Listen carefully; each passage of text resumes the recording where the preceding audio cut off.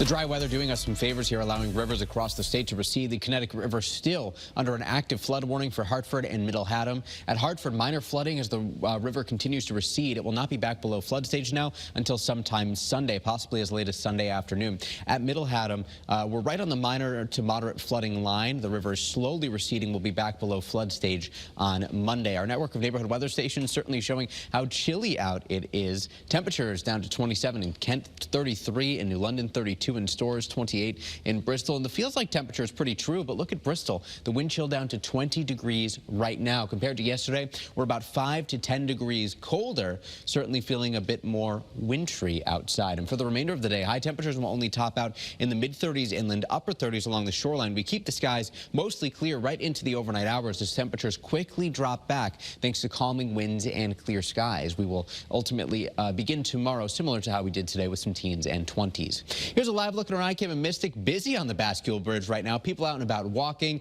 Winter jackets recommended to be nearby, not only today, but tonight. A live look at our iCam New Haven. Similar conditions, just blue skies and sunshine. It's only 33 degrees in the Elm City right now. First Alert Live Radar is Connecticut's only live radar. It is scanning. We have nothing to show. Great news for anybody who's hitting the road to travel today. First Alert Futurecast shows that through the remainder of this afternoon and this evening, this continues. In fact, it will go right into tomorrow morning. But we do begin to develop a little bit more cloud cover tomorrow. Today, we gained just a little bit of daylight over yesterday, and we will see that, of course, continue as we get closer and closer to the start of the new year. And by January 21st, we'll have gained 30 minutes of daylight. By February 4th, an hour of daylight gain. So we gain daylight a bit more quickly as we approach the vernal equinox in March of 2024.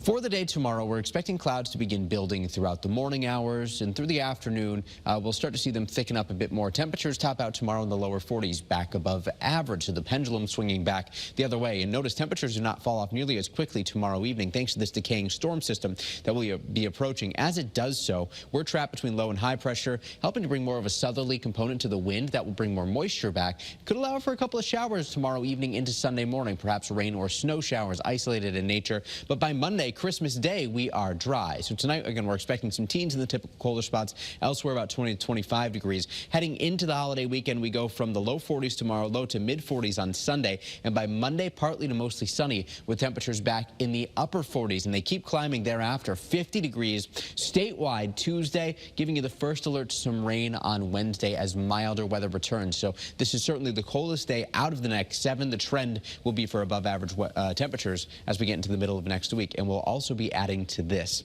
Our rain total so far for the year, 63.02 inches for the Hartford area.